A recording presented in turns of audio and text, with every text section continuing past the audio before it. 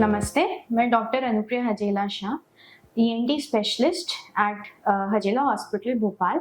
आज आपके सामने कुछ कॉमन ईएनटी प्रॉब्लम्स के बारे में डिस्कस करने के लिए आई हूँ। What are the common complaints of the patient when they visit an ENT clinic?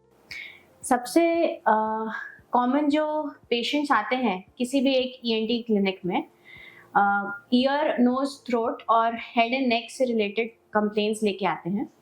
What are the most common problems associated with ears? कुछ कॉमन कान की समस्याएं जिनके लिए पेशेंट्स हमारे पास आते हैं, उसमें से सबसे कॉमन होता है कान में भारीपन होना या ब्लॉकिंग सेंसेशन, जिसका कारण वैक्स होता है। दूसरा कारण जो होता है जिनके लिए पेशेंट्स हमारे पास आते हैं वो है दर्द। कान में दर्द बहुत सारे कारणों की वजह से हो सकता है। What are the causes of ear pain?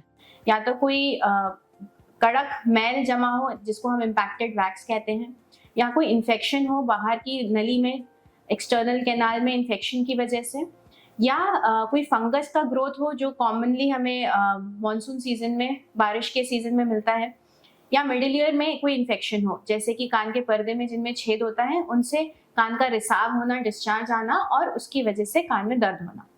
इसके अलावा कान में दर्द दांत के इन्फेक्शन की वजह से हो सकता है। जो हमारा ये जॉइंट होता है जिसको हम टेम्पोरोमैंडिबुलर जॉइंट यानी कि जॉ का जॉइंट, उसमें कई बार सूजन होने की वजह से कान में भी दर्द फैल सकता है। कुछ कारण होते हैं जैसे टॉन्सिल में छाले होना या टॉन्सिल में इन्फेक्शन होना, या जीभ की पिछले भाग में जिसको बेस ऑफ टंग कहते हैं, उसमें कहीं भी छाला होना के वजह से भी कान में दर्द हो सकता है। इन सभी कारणों को इवैल्यूएट करने के लिए आपको अपने किसी भी ईएनटी डॉक्टर के पास जाना चाहिए और एक सिंपल सा प्रॉब्लम जिसको हम कान का दर्द कहते हैं उसको लेके घर पे नहीं बैठना चाहिए। तीसरा कारण जिसकी वजह से पेशेंट्स आते हैं ईयर की प्रॉब्लम के लिए वो है hearing loss. What are the causes of hearing loss? Hearing loss कई कारणों की वजह से हो सकता है, जिसमें सबसे कॉमन होता है एज रिलेटेड हियरिंग लॉस, जिसको प्रेस्बाइक्यूसिस कहते हैं। बढ़ती उम्र के कारण कान की नसों की कमजोरी की वजह से सुनने में कमी होना, ये सबसे प्रमुख कारण है हियरिंग लॉस का। इसके अलावा कान के पर्दे में छेद होना जिसको हम क्रॉनिक ओटाइटिस मीडिया कहते हैं, कान का इन्फेक्शन होना, कान के अंदर की हड्डियां जिनको ऑसिकल्स कहते हैं उनका आपस में चिपकना या आपस में दूर हो जाना, इसकी वजह से भी कान में सुनने में कमी हो सकती है। What is the most important type of hearing loss that requires medical emergency? जो सबसे इम्पोर्टेंट कॉज मैं आपके सामने बताना चाहती हूँ जिसकी वजह से आपको अपने किसी भी पास के ईएनटी के पास तुरंत जाना चाहिए, वो है sudden sensory neural hearing loss.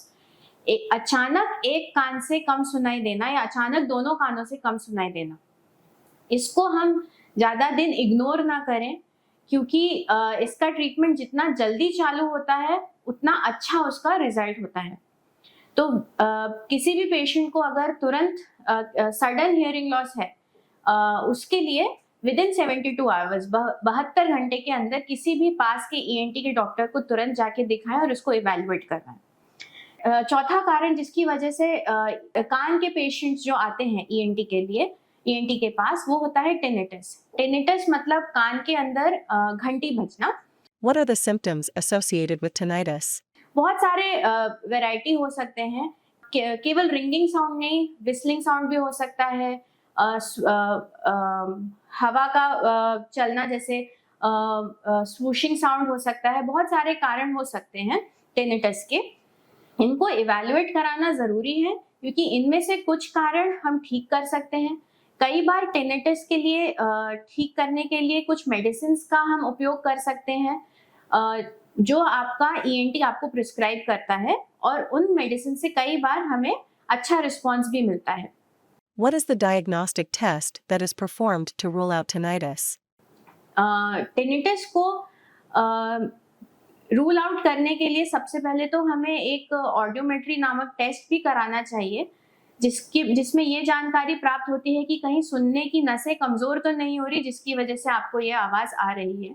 कई बार हिस्ट्री लेने पे पेशेंट से पता चलता है वो कुछ दवाइयां खा रहे थे जिनकी वजह से उनको टिनिटस होता है, तो वो सब हम कारण रूल आउट करके बता सकते हैं आपको कान में घंटी क्यों बज रही है, और उनका हम ट्रीटमेंट प्रोवाइड कर सकते हैं। पांचवा रीजन जिसकी वजह से पेशेंट्स ईएनटी के पास जाते हैं वो है चक्कर आना। Which is the most important organ responsible for maintaining balance? कान हमारा, अंदरूनी कान जिसको हम इनर ईयर कहते हैं, वो एक बहुत इंपॉर्टेंट ऑर्गन है बैलेंस के लिए। तो 3 ऑर्गन्स होते हैं, एक होता है आई, एक होता है इनर ईयर और तीसरा होता है स्पाइन। जब ये 3 एक साथ एक्ट करते हैं तब हम अपना बैलेंस बना पाते हैं।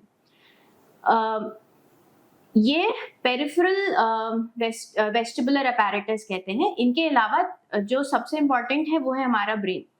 ब्रेन में सेरेबेलम वाला पार्ट होता है जो हमारा बैलेंस के लिए बहुत इंपॉर्टेंट ऑर्गन होता है। What is the most common cause for fainting? लेकिन सबसे कॉमन कॉज चक्कर आने का वो होता है ईयर रिलेटेड, जिसके लिए आपको सबसे पहले अपने ईएनटी के डॉक्टर को दिखाना चाहिए। अगर आपको चक्कर आ रहे हैं, बहुत लंबे समय से आ रहे हैं, तो भी दिखाना चाहिए, और अगर अक्यूट कॉज है, कुछ दिनों के अंदर आया हुआ है, वो भी दिखाना चाहिए। इनमें से बहुत सारे अराउंड 80% कॉजेज जो होते हैं वो ट्रीटेबल होते हैं, मेडिसिन से ठीक हो सकते हैं, या रेस्ट या कुछ एक्सरसाइजेस वगैरह हम देखते हैं जिनसे पेशेंट्स ठीक हो पाते हैं।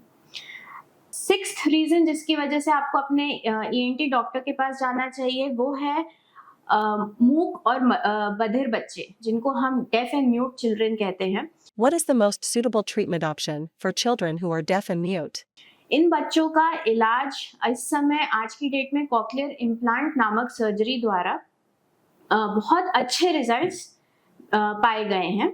जितना जल्दी से जल्दी हम इन बच्चों को डिटेक्ट करके सिलेक्ट करके ऑपरेट करते हैं, उतना अच्छा ये बच्चा एक नॉर्मल स्कूल और एक नॉर्मल एजुकेशन, एक नॉर्मल लाइफस्टाइल की तरफ जा सकता है।